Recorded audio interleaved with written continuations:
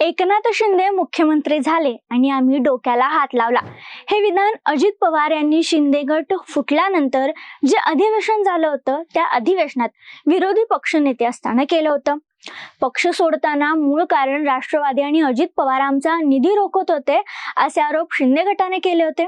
आता तेच अजित पवार शिंदे गटासोबत सत्तेत आहेत.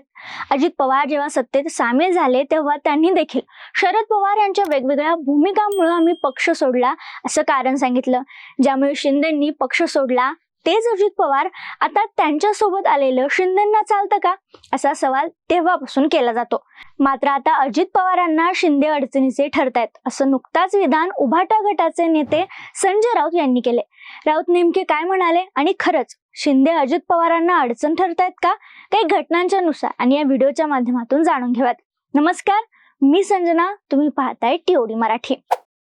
राऊतांनी आधी काय विधान केलं होतं ते पाहूयात. आमच्या बरोबर महाविकास आघाडी स्थापन करताना आम्ही एकनाथ शिंदेच्या हाताखाली काम करणार नाही या गोष्टीचे पुरावे आहेत. वारंवार राष्ट्रवादीचा एकच हेका आणि ठेका होता, कुणाला विधिमंडळाचा नेता करता आहात पहा, आम्ही एकनाथ शिंदेच्या हाताखाली काम करणार नाही. एकनाथ शिंदेच्या नावाला मुख्यमंत्री म्हणून विरोध करणाऱ्यांमध्ये त्यावेळी अजित पवार होते, जयंत पाटील, सुनील तटकरे या सगळ्यांचं हेच म्हणणं होतं. ताज लँड्स मधल्या एका बैठकीत लिफ्ट मधून उतरत असताना अजित पवारांनी सांगितलं होतं की मी एकनाथ शिंदेच्या हाताखाली काम करणार नाही आणि आता हेच आम्हाला काय सांगतात असं संजय राऊत म्हणाले. आता अजित पवार यावर उत्तर देणार की नाहीत, हे खरं की खोटं हा मुद्दा नाहीये. मात्र खरंच पवारांना शिंदे अडचणीचे ठरतायत का? काही अंशी पाहायला गेलं तर संजय राऊत यांचं हे विधान थोड्या प्रमाणात खरं वाटतं. याला काही प्रसंगांची उदाहरणं देता येतील. एकनाथ शिंदे यांच्या अपात्रतेच्या सुनावणी सध्या कोर्टात सुरू आहे. तर एकनाथ शिंदे यांच्या विरोधात निकाल लागला तर एकनाथ शिंदेंना मुख्यमंत्री पदावरून पायउतार व्हावं लागेल आणि या ठिकाणी अजित पवार मुख्यमंत्री होऊ शकतात. कारण सत्तेत सामील होताना जर एकनाथ शिंदे अपात्र झाले तर मुख्यमंत्रीपदी अजित पवार बसतील अशी ग्वाही त्यांना देण्यात आली, अशी चर्चा सुरू होती.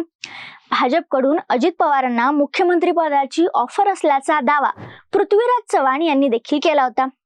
समजा जर एकनाथ शिंदे यांच्या बाजूने निकाल लागला तर अजित पवारांच्या मुख्यमंत्री होण्याच्या शक्यतेवर पाणी फिरेल. शिवाय जर शिंदेच्या आधी अजित पवार सत्तेत सामील झाले असते तर त्यांना नक्की मुख्यमंत्रीपद मिळालं असतं असं सांगण्यात येते. आता दुसरं उदाहरण द्यायचं झालं तर महाविकास आघाडी सरकारच्या काळात अजित पवार निधी वाटपात भेदभाव करत असल्याचा आरोप करत शिंदे गटाचे नेते उद्धव ठाकरे यांच्यापासून वेगळे झाले होते. शिंदे गटाच्या सर्व आमदारांनी तेव्हा अजित पवार यांच्यावर बेछूट आरोप केले होते. आता पुन्हा महायुती सरकारच्या काळात तेच खातं पवारांना देण्यात आले. उपमुख्यमंत्री पद यांना अर्थ खातं दिलं तर त्यांच्या निर्णयावर अंतिम निर्णय हा मुख्यमंत्री एकनाथ शिंदेंचाच असणार आहे.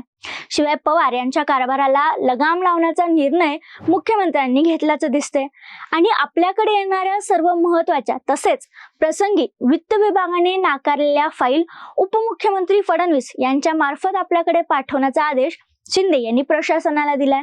त्यानंतर अजित पवार यांची ताकद कमी करण्यासाठी हा निर्णय घेतल्याचं सांगितलं जाते. या सगळ्या गोष्टींमुळे शिंदे पवारांना अडचण ठरत असल्याचं म्हटलं जाते. दरम्यान याबद्दल तुमचं मत काय आम्हाला कमेंटमध्ये नक्की सांगा. आणि खरंच एकनाथ शिंदे अजित पवारांना मुख्यमंत्री म्हणून नको होते तर त्यांनी सत्तेत सामील होण्याचा निर्णय का घेतला? संजय राऊतांनी केलेला आरोप खरा आहे का? तुम्हाला काय वाटतं आम्हाला कमेंटमध्ये नक्की सांगा. डेमोक्रेसी टीओडी मराठी, लोकांकडून लोकांसाठी.